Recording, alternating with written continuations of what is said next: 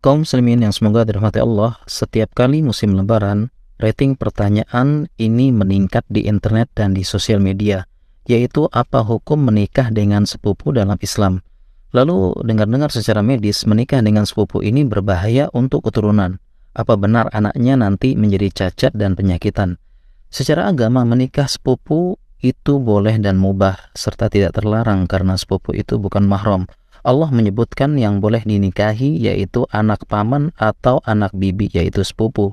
Allah berfirman, wa banati ammika wa banati ammatika wa banati khalika wa banati khalatik.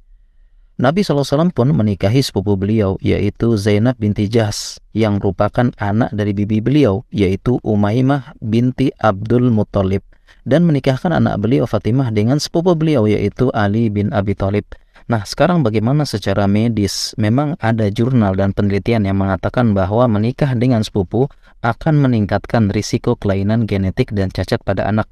Tapi kami juga menemukan ada jurnal dan tulisan yang menyatakan tidak ada bahaya pada anak keturunan dengan pernikahan sepupu.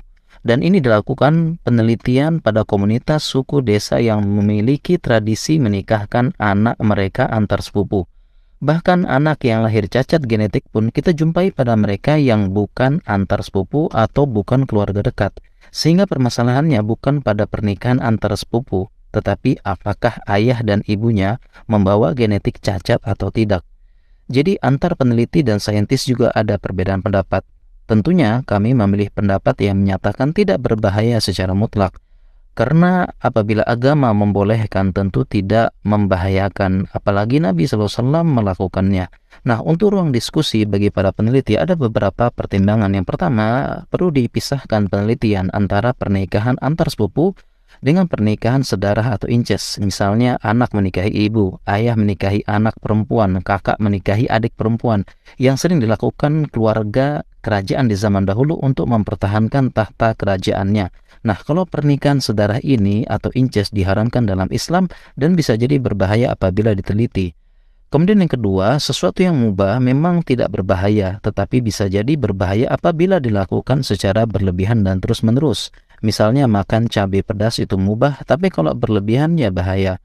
Perlu diteliti apakah pernikahan sepupu yang berlebihan dipaksakan, ingat ya dipaksakan, semisal dijodohkan paksa, antar komunitas itu bisa berbahaya atau tidak. Dan belum tentu juga hasilnya bahaya. Secara fakta juga pernikahan antar sepupu ini kasus yang jarang sekali karena fitrahnya manusia ingin mencari jodoh jauh dari keluarganya agar ada variasi kehidupan dan variasi dalam keluarga. Jadi apabila kepincut sama sepupu pas mudik lebaran dan cocok, silakan menikah dan semoga samara. Barakallahu fikumah.